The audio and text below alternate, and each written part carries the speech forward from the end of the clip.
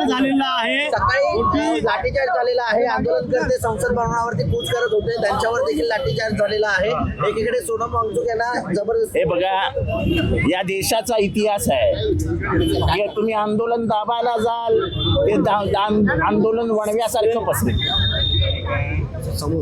जे टायनामन स्क्वेअरला झालं चायनामध्ये, विद्यार्थ्यांना गोळ्या घालण्यात आल्या, तसाच प्रकार भारतात सुरू आहे. विद्यार्थी कशासाठी भांडतायत? पेपर लीकमुळे त्यांचं आयुष्य उद्ध्वस्त झालंय.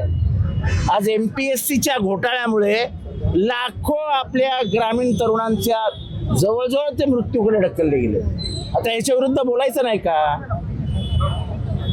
तो बोलला की देशद्रोही, असं नाही होत. त्यांची मागणी योग्य आहे की कोणीतरी जबाबदारी घ्यावी पेपर लीकची. पुण्यामध्ये पकडले गेलेले सगळे टीचर्स कोण आहेत? ते काय त्यांची अण्णावं?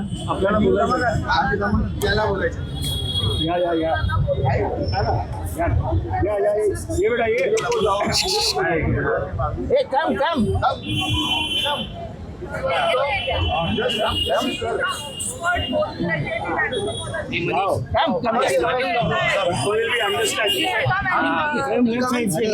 ही ऑक्सफर्डची विद्यार्थिनी आहे. आणि आज तुम्हाला कळत असेल की ही मुलगी असो, हा मुलगा असो, हे कुठल्याही राजकीय संघटनेचे नाही आहेत. ते स्वतःहून सामील झालेत. आणि तुम्हाला याच्या पुढे हेच दिसेल की अराजकीय लोक हे राजकारण उद्ध्वस्त करण्यासाठी येणार आहेत. ही राजकीय परंपरा उद्ध्वस्त करण्यासाठी येणार आहे. जे जे लोकशाही विरुद्ध असतील, जे जे आंबेडकरांच्या संविधानाविरुद्ध असतील, त्यांना ही जनता धडा शिकवेल. सोनम वांगचुक यांचं उपोषण देखील दाबण्याचा प्रयत्न करण्यात आला. नाही, सगळेच आंदोलन दाबण्याचा प्रयत्न होतोय. आणि आज देश एकवलाय, देश एक होतोय. या सरकारसाठी हे चांगलं नाही. या सरकारची दडपशाही थांबली पाहिजे. या सरकारचे लोकशाहीवरचे हल्ले थांबले पाहिजेत. एवढीच सर्वसामान्यांची इच्छा आहे. तुम्ही विद्यार्थी म्हणून या ठिकाणी आलेला आहात. छात्र राजनीति ने ही किया था और आज इस देश के सभी छात्र एक होते हुए दिखाई नजर आ रहे हैं. ये बच्चा हमारे साथ आया है इस आंदोलन में, हमारा नहीं है.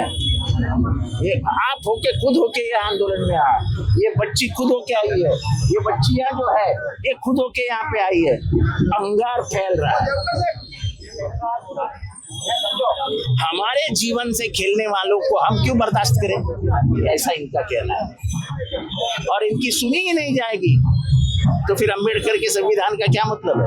जवाब चाहिए, जवाब चाहिए. जिस प्रकार से देखा जाए सोनम वांगचुक या अभिजीत के हो, इनका जो आंदोलन शुरू है, ये आंदोलन बंद करवाने का काम जो है सरकार, ये सरकार दबाना चाहती है.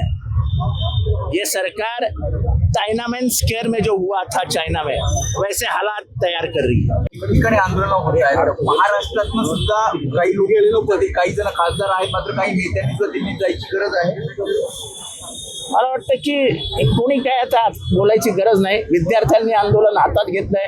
आणि जसा मी इतिहास सांगितला की 73 साली बिहारमध्ये आणि गुजरातमध्ये विद्यार्थ्यांनी आंदोलन केलं. ते आंदोलन पेटलं आणि त्याच्यात इंदिरा गांधींचा पराभव झाला. तुम्ही या देशामध्ये टायनामन स्क्वेअर करू नका. तुम्ही विद्यार्थ्यांना दाबायला जाऊ नका. भगतसिंग वयाचे 27 होते, राजगुरू वयाचा 26 होता, सुखदेव वयाचा 26 होता. ते सगळे कॉलेजमध्ये जाणारे विद्यार्थीच होते.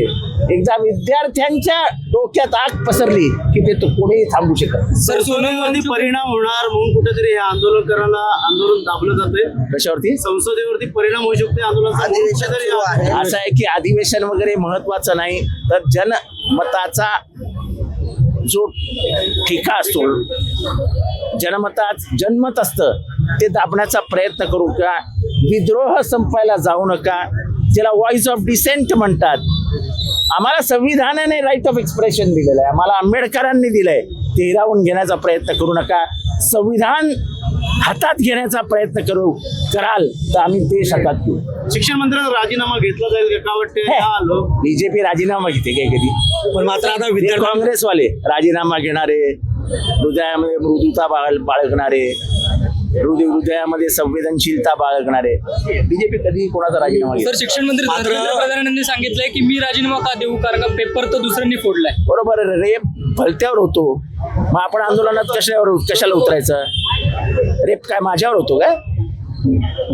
मग तुम्ही सगळ्यांनी तो दिल्लीमध्ये जो रेप झाला होता त्याच्या विरुद्ध आंदोलन केलं, सरकार विरुद्ध केलं.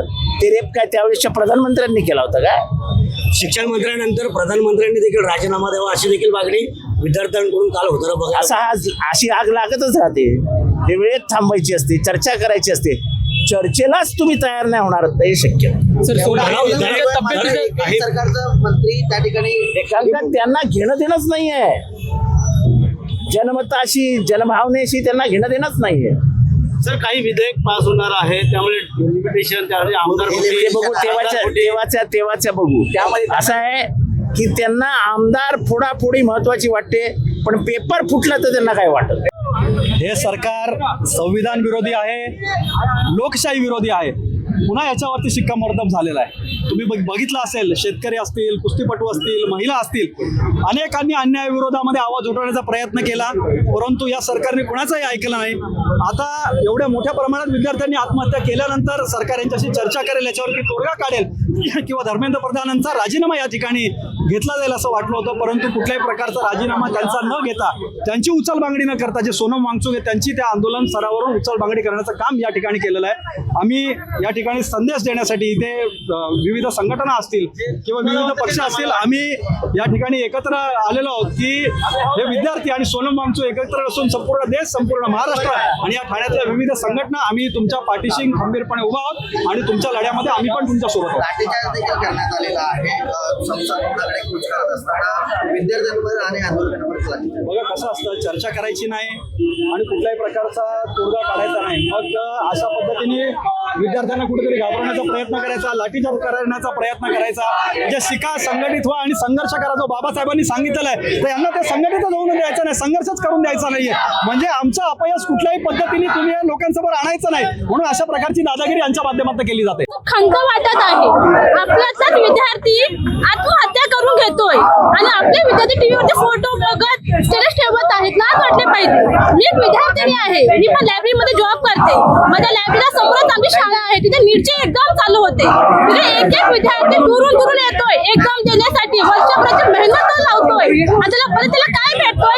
एक नीट जरी लेट झाला तर त्या विद्यार्थ्याला एकदमच्या गेट एंट्री दिली जात नाहीये. हे कुठला न्याय आहे? अनेक आपला देश कित्येक वर्ष झालं आझादीसाठी लढत आहे आणि आता सुद्धा लाज वाटत पाहिजे आपल्याला की आपण पुन्हा या भ्रष्टाचारासाठी आपल्या शिक्षणासाठी आपण लढत आहोत. कशाबद्दल? आपल्या आझादी हक्क नाहीये का?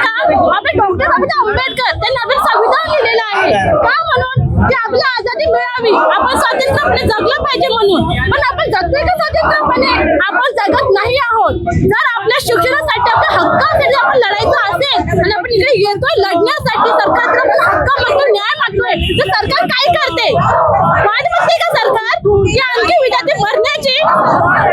देशाची पिढी वाढत आहे. आम्ही शिक्षण कशाला शिकतोय? गरिबांची, लोकांची मदत सेवा करण्यासाठी ना. मग तोच विद्यार्थी आज न्यायासाठी तर तडमतोय, रडतोय, मरतोय. मग तुम्हाला लाज नाही वाटत आहे का? तुम्ही न्याय नाही देऊ शकत आम्हाला? आम्हाला न्याय मिळालाच पाहिजे आणि जो पण न्याय नाही मिळणार, आम्ही असे लढे, आम्ही असे आंदोलन करत राहणार. कारण की हे काळ आझादीचं आहे, स्वातंत्र्याचं आहे आणि आम्हाला सगळ्यांना आझादी, स्वातंत्र्य पाहिजे म्हणजे पाहिजे. लोकशाही मराठी ऐका, पहा, जागरूक रहा.